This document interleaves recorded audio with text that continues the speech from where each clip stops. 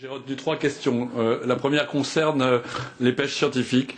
En tant que scientifique, je dois dire que je pense que la présence de 80 bateaux utilisant des chaluts électriques est de très peu d'utilité pour la science. Si nous voulions réellement étudier les impacts de cette pêche, il faudrait d'une part mettre en place des protocoles scientifiques qui ne sont pas en place. Il faudrait surtout étudier les effets sur les œufs, les larves, les juvéniles qui ne sont pas pêchés, qui échappent à la pêche, et plus encore les impacts sur la faune benthique, les vers marins, les mollusques, les crustacés, les impacts à l'échelle de l'écosystème. Donc les protocoles ne sont pas en place et donner des dérogations ne contribue en rien à l'avancée de la science sur ces questions-là. Deuxième question, sur les rapports. Les rapports du CSTEP sont parfaitement disponibles. Alors effectivement, le système est peut-être pas suffisamment transparent, mais je pourrais vous donner la référence exacte des deux rapports.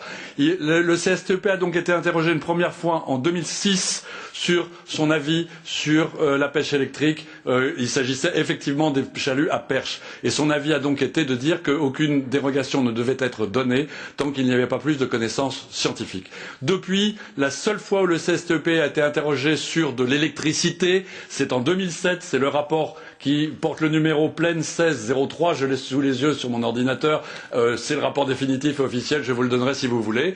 L'interrogation portait sur, comme je l'ai indiqué dans mon exposé, sur une pêcherie écossaise pêchant le couteau, c'est-à-dire tout à fait une autre situation et dont les résultats ne peuvent absolument pas être extrapolés au cas des chaluts à perche. Et même dans cette situation très différente, pourtant a priori plus favorable à la pêche électrique, le CSTEP a conclu qu'on ne pouvait pas dire que les effets à long terme de cette nouvelle méthode étaient plus ou moins impactants que ceux de l'ancienne.